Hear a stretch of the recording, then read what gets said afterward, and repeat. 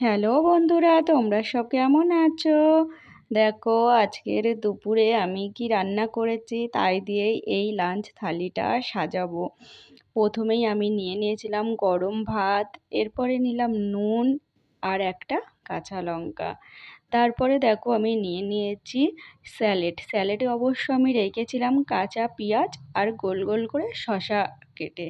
এরপরে নিয়েছিলাম কলমি শাক। এই কলমি শাকটা আমি আজকে কালো জিরে আর রসুন ফোড়ন দিয়ে করেছিলাম, অবশ্য আজকে আমি পেঁয়াজ দিইনি। এরপরেই দেখো নিয়েছিলাম আমি পাবদা মাছ।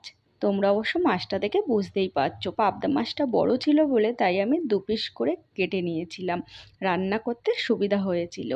আর ওতে আমি অল্প একটু আলুও দিয়েছিলাম। আর এই মাছটা আমি সর্ষে আর পোস্ত দিয়ে করেছিলাম। এরপরেই দেখো নিয়েছি আমি মাংস। অবশ্য এখানে কিন্তু চিকেন ছিল, এই চিকেনটা আমি কষা করেই করেছিলাম। তারপরে দেখো নিয়েছিলাম আমার ঘরের তৈরি আমের আচার। এই আচারটা কিন্তু টক, আর যেহেতু মাছ মাংস খাওয়ার পরে একটু চাটনি খেতে ভালো লাগে, তা আমার কাছে মিষ্টি চাটনি করার মতন কিছু ছিল না, তাই আমি নিয়েছিলাম ঘরের তৈরি একটা আমের আচার। আর নিয়ে নিলাম 1 গ্লাস জল।